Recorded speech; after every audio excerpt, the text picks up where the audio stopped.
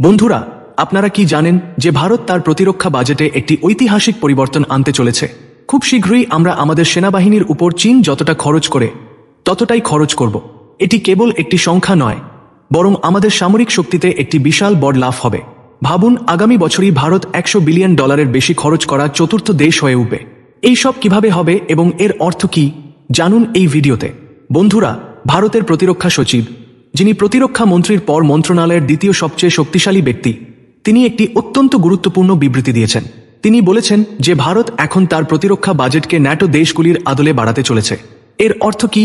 এর সরাসরি অর্থ হল, যেমন আমেরিকা এবং ন্যাটো দেশগুলি তাদের জিডিপির 2.5% তাদের সেনাবাহিনীর উপর খরচ করার লক্ষ্য রাখে, ভারতও সেই দিকেই পদক্ষেপ নিচ্ছে। বর্তমানে ভারত তার জিডিপির প্রায় 1.9% প্রতিরক্ষা খাতে খরচ করে। অর্থাৎ যদি আমাদের অর্থনীতির মূল্য 100 টাকা হয়, তাহলে আমরা তার মধ্যে 1.90 টাকা আমাদের সেনাবাহিনীর জন্য ব্যয় করি। কিন্তু এখন এই লক্ষ্যের সাথে আমরা এটিকে 2.5 টাকা পর্যন্ত নিয়ে যাব। আপনারা ভাবছেন এটা কতটা বড় ব্যাপার? আসলে এটি কেবল একটি সংখ্যা নয়, এটি একটি কৌশলগত পরিবর্তন। ভারতের পরিকল্পনা হলো আগামী 5 বছরের মধ্যে আমরা আমাদের সেনাবাহিনীর উপর ততটা অর্থ ব্যয় করব যতটা চীন করে। হ্যাঁ, আপনি ঠিকই শুনেছেন, আমরা প্রতিরক্ষা বাজেটের দিক থেকে চীনের প্রায় সমকক্ষ হতে চলেছি। আসুন কিছু পরিসংখ্যানের দিকে নজর দেওয়া যাক, যাতে আপনারা এর গুরুত্ব আরও ভালোভাবে বুঝতে পারেন। বর্তমানে ভারতীয় সেনাবাহিনীর প্রতিরক্ষা বাজেট প্রায় $82 বিলিয়ন। অপারেশন সিন্দুরের মতো অভিযানের পর আমরা কিছু অতিরিক্ত তহবিলও দিয়েছি, তবে মূল অঙ্কটি $82 বিলিয়ন। আমাদের পরিকল্পনা হল 2030 সাল পর্যন্ত প্রতি বছর এই বাজেটে 20% বৃদ্ধি করে যাবে। 2030 সাল পর্যন্ত আমাদের অর্থনীতি নিয়ে কি অনুমান রয়েছে জানেন?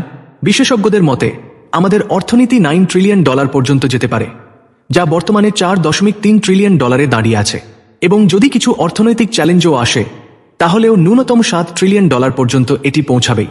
এই হিসাবে 2030 সালে যখন ভারত তার জিডিপির 2.5% প্রতিরক্ষা খাতে ব্যয় করবে, তখন আমাদের প্রতিরক্ষা বাজেট প্রায় $200 বিলিয়ন কাছাকাছি হবে। তুলনার জন্য চীন প্রতি বছর তার সেনাবাহিনীর উপর $210 থেকে $220 বিলিয়ন ব্যয় করে। অর্থাৎ 2030 সাল নাগাদ আমরা প্রায় চীনের সমপরিমাণ অর্থ আমাদের সেনাবাহিনীর উপর ব্যয় করব। এটা কোনো ছোট ব্যাপার নয়, এবং এই সব আগামী প্রতিরক্ষা বাজেট থেকেই শুরু হতে চলেছে। অর্থাৎ ফেব্রুয়ারি 2026-এ যে মোট বাজেট পেশ করা হবে, সেখানেই আমরা আমাদের প্রতিরক্ষা বাজেটে 20% বৃদ্ধি দেখতে পাব। এর অর্থ হল আগামী বছর ভারতের প্রতিরক্ষা বাজেট $100 বিলিয়ন অতিক্রম করতে চলেছে। এটি একটি ঐতিহাসিক মুহূর্ত হবে, কারণ আমাদের ইতিহাসে আমরা কখনো সেনাবাহিনীতে এত অর্থ ব্যয় করিনি। বিশ্বে 200-এরও বেশি দেশ রয়েছে, এবং আজ পর্যন্ত মাত্র 3টি দেশ তাদের সেনাবাহিনীর উপর $100 বিলিয়ন বেশি ব্যয় করেছে।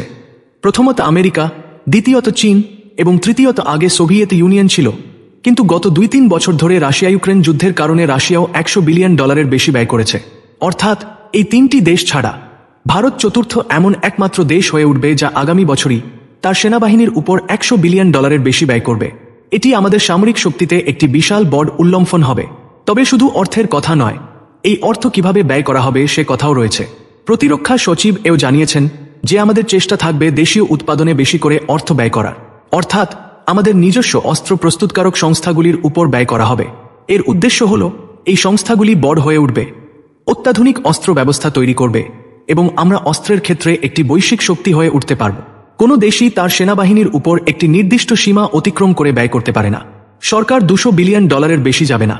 যদি ভারতকে F-22 র্যাপ্টর বা F-35-এর মতো উন্নত যুদ্ধবিমান বা এই ধরনের অত্যাধুনিক অস্ত্র তৈরি করতে হয়, যেমন আমেরিকা করে, তাহলে আমাদের সংস্থাগুলির অর্থের প্রয়োজন হবে। এই অর্থ একটি নির্দিষ্ট সীমা পর্যন্ত সরকার থেকে আসবে, কিন্তু তারপরে সংস্থাগুলিকে নিজেদের তহবিল সংগ্রহ করতে হবে। এবং এই তহবিল কোথা থেকে আসবে? এই তহবিল আসবে অস্ত্র বিক্রি করে। আমাদের সংস্থাগুলিকে বিলিয়ন বিলিয়ন ডলারের অস্ত্র বিক্রি করতে হবে, তবেই আমাদের সংস্থাগুলিও আমেরিকার Lockheed Martin, Boeing, Northrop Grumman বা এন্টারিপের মতো বড় সংস্থাগুলির মতো বিকশিত হতে পারবে। তারাও অস্ত্র বিক্রি করেই তাদের সাম্রাজ্য গড়ে তুলেছে। আমাদেরও এই পথেই চলতে হবে যদি আমরা একটি সম্পূর্ণ মহাশক্তি হয়ে উঠতে চাই। বর্তমানে এটি ভারতের জন্য একটি খুব ভালো খবর যে অবশেষে সরকার প্রতিরক্ষা বাজেটকে বিশাল আকারে বাড়াচ্ছে, যার ফলে আমাদের সেনাবাহিনী আরও শক্তিশালী হবে। আমার মতে এই বর্ধিত বাজেটের সবচেয়ে বড় অংশ ভারতীয় বিমান বাহিনীর পাওয়া উচিত, কারণ আমাদের স্কোয়াড্রনের সংখ্যায় উন্নতির খুব প্রয়োজন, এবং আধুনিক যুদ্ধে বিমান বাহিনীর ভূমিকা সবচেয়ে গুরুত্বপূর্ণ হয়ে উঠছে। এই পদক্ষেপ কেবল আমাদের প্রতিরক্ষা সক্ষমতাকেই শক্তিশালী করবে না, বরং আত্মনির্ভর ভারত অভিযানকেও উৎসাহিত করবে। যখন আমরা আমাদের দেশে অস্ত্র তৈরি করব তখন কেবল আমাদের নিরাপত্তাই নিশ্চিত হবে না, বরং কর্মসংস্থানের সুযোগও বাড়বে এবং আমাদের অর্থনীতিও চাঙ্গা হবে। এটি ভারতের জন্য একটি নতুন অধ্যায়, এমন একটি অধ্যায় যেখানে আমরা আমাদের নিরাপত্তাকে অগ্রাধিকার দিচ্ছি এবং বৈশ্বিক মঞ্চে আমাদের অবস্থানকে আরও শক্তিশালী করছি। আপনাদের কি মনে হয়, ভারতের এই পদক্ষেপের চীন এবং পাকিস্তানের উপর কি প্রভাব পড়বে? কমেন্টে আপনাদের মতামত লিখে অবশ্যই জানান। যদি আপনার এই ভিডিওটি ভালো লেগে থাকে তাহলে কমেন্টে ইয়েস টাইপ করুন এবং আমাদের চ্যানেল সাবস্ক্রাইব করতে ভুলবেন না।